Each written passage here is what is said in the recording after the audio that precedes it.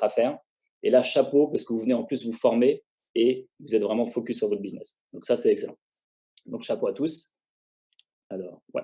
Alors, je me présente rapidement. Donc moi, c'est Mathieu. Donc je suis marié, j'ai 3 enfants. Ici, là, c'est une petite photo qu'on a fait en Dordogne. Moi, je viens de la Dordogne. Et avec ma femme, nous, on est spécialisé dans la médecine, une médecine traditionnelle qui vient d'Inde, qui s'appelle l'Ayurveda. En gros, l'Ayurveda, vous connaissez sûrement cette image où on voit justement comme un filet d'huile là qui coule sur le front. Donc ça, c'est un soin qu'on fait pour apaiser un peu le mental. Donc voilà, l'Ayurveda, c'est toute une médecine holistique, une médecine préventive que j'adore. Et qu'est-ce qui s'est passé en fait? En 2007, j'ai découvert les ouvrages de Robert Kiyosaki. Et là, j'ai eu un grand coup de cœur. La personne qui m'avait parlé de tout ça à l'époque me dit: «Tiens Mathieu, est-ce que tu peux me donner le nom d'un artiste ou un chanteur là, ou une chanteuse qui te vient à l'esprit?» Alors j'aimais bien, enfin, j'aime toujours Bob Marley. Je lui dis: «Bob Marley». OK, très bien.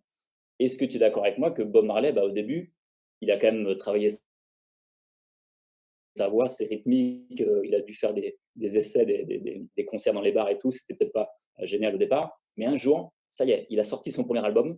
Et à partir de là, toute sa vie, à chaque fois que ça passe à la radio, à la télé, je sais pas s'il y avait Internet à l'époque, bref, à chaque fois que ça passe sur les ondes, il est rémunéré sous forme de royalties.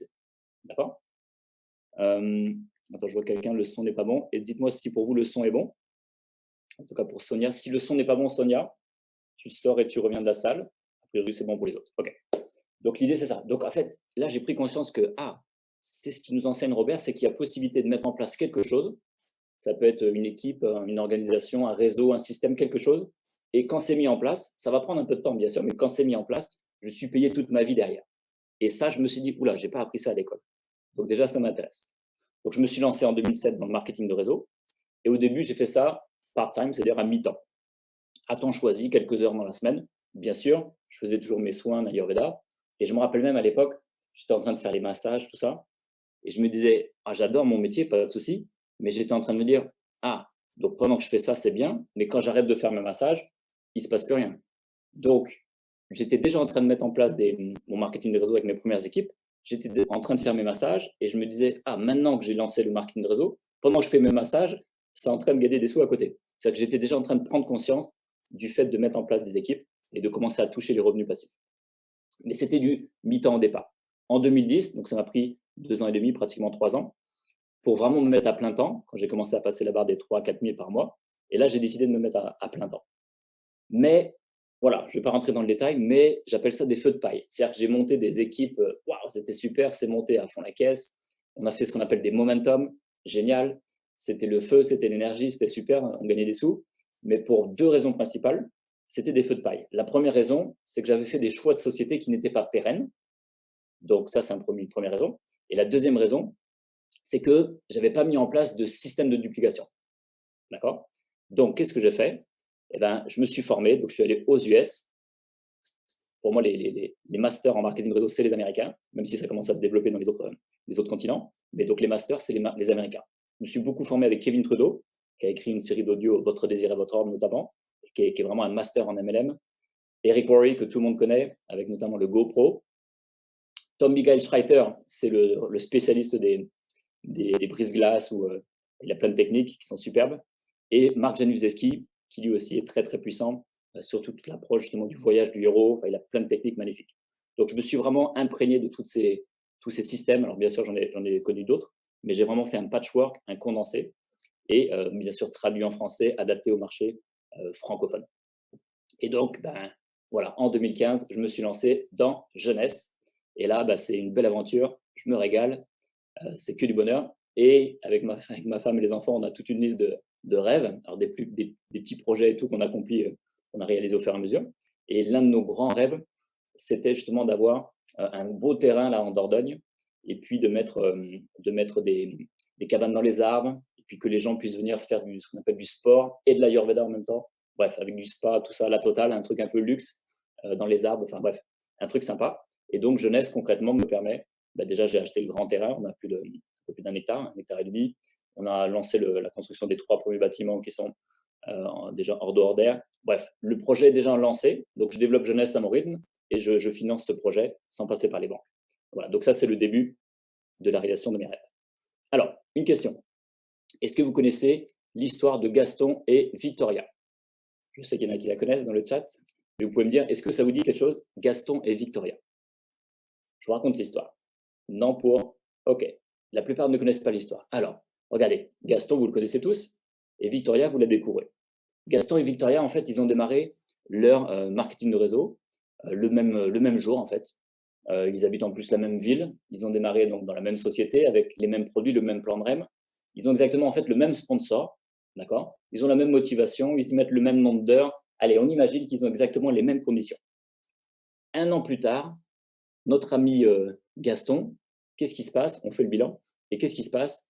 Il est, voilà, il est complètement déçu, même déprimé, parce que son groupe ne se développe pas du tout, il ne gagne pas grand-chose, si ce n'est presque rien. Alors que Victoria, toujours un an plus tard, hein, enfin, donc au même moment, Victoria, qu'est-ce qui se passe? Eh bien, son groupe s'est développé un truc énorme à l'international. Elle est complètement épanouie. Financièrement, elle commence à toucher des bons revenus passifs. Donc là, vous allez me dire, attends, c'est quoi la différence entre Gaston et Victoria? La différence, regardez bien, c'est que Gaston, il a fait blablabla, blablabla, blablabla, et il a sorti sa batte de baseball. Ça veut dire quoi? C'est-à-dire que dès qu'il voyait quelqu'un, ses anciens collègues ou les gens qu'il rencontrait par-ci, par-là, il les attaquait à la batte de baseball, c'est-à-dire qu'il leur sautait dessus. Attends, j'ai un truc super, c'est génial. Tu vas voir, on va rallonger nos tolomères. Tu vas faire 600, 300, tu vas faire des cycles. D'accord? Je caricature, mais vous avez compris le principe, c'est qu'il va aller donner des infos à des gens qui n'ont rien demandé. Okay. Alors que Victoria, qu'est-ce qu'elle fait? Elle, déjà, elle est dans une écoute. Elle va être plutôt dans l'écoute des gens. Alors, hop, elle va aller voir ses anciennes collègues, les personnes de la famille, les gens sur ses réseaux sociaux, et elle les écoute tout simplement. Et puis, bah, voilà, alors comment ça se passe en ce moment pour toi? OK, ah bah, je comprends. Donc, ah ouais, donc tu m'as dit, ah ouais, d'accord, donc les enfants grandissent et tout. Ah puis, ah ouais, donc ah ouais, d'accord, au niveau du sommeil, ah ouais, je comprends. Et donc, ça te fait quoi? Donc, ah oui, dans la journée, t'es pas très bien. Ah, je comprends. Donc, elle est juste à l'écoute. Et puis, elle reformule, ah ouais, ah bah, je comprends, OK. Et à un moment donné, qu'est-ce qu'elle va dire? Alors, ah, donc, Sophie, si je résume bien, donc, tu me dis que là, avec le boulot, c'est un peu stressant. Tu sais même pas en plus si ça va être pérenne ton job. Et en plus de ça, tu as des problèmes de sommeil et tu es claqué dans la journée. Voilà, ça se voit bien déjà aussi à ton visage. Donc, Sophie, est-ce que tu aimerais faire quelque chose par rapport à ça? C'est tout. Ça suffit. C'est-à-dire que Victoria, à l'inverse de Gaston qui a fait la batte de baseball, il a donné plein d'infos. Victoria, elle a juste écouté et elle a posé la question magique. Est-ce que tu aimerais faire quelque chose par rapport à ça? D'accord? Donc, juste ce que je vous propose, si, si vous êtes fort en, en prise de notes, allez-y, notez, notez, notez. Mais il va y avoir pas mal de petits scripts de conseils et tout ça. Si vous savez faire des screenshots, des captures d'écran, faites des captures d'écran. Je vous autorise bien sûr à prendre ces captures. Ou alors, sinon, si vous ne savez pas faire des captures d'écran, vous prenez votre smartphone, vous pouvez faire des petites photos. Donc ça, c'est la question magique. Et vous allez voir, je vais vous donner des scripts après. D'accord? Donc, tout simple. Gaston, il attaque tout le monde. Victoria, elle écoute. Et elle sort la question magique quand elle le sent. Si elle ne le sent pas pour cette conversation, elle ne la sort pas. Hein, mais elle va la sortir à un moment donné.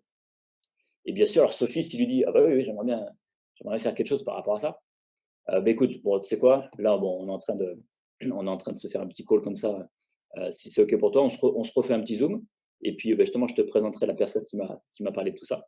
Et puis, on en parlera tranquillement autour d'un café. En ce moment, c'est pas de café, par conférence, par webinaire. Donc voilà, donc quelque chose de très simple. Et voilà, prenez rendez-vous sur un autre moment parce que c'est plus professionnel quand même de prendre un rendez-vous spécifique à un autre moment par rapport à cette invitation. Alors, ça, vous la connaissez tous, Confucius, qui nous dit que si l'homme a deux oreilles et une bouche, c'est pour écouter 2 fois plus qu'il ne parle. Voilà, donc on en a un qui qui avait 2 bouches et une oreille, c'est Gaston, et Victoria qui a ses 2 oreilles, qui écoute, et qui parle au bon moment. Il n'y a pas besoin de parler trop en fait. Vous serez bien plus pertinent et bien plus inspirant quand vous écoutez les gens et vous avez juste à proposer quelque chose et vous êtes complètement détaché en plus de sa réponse. D'accord? Alors, on va passer aux invitations. Attendez, je fais juste un petit réglage.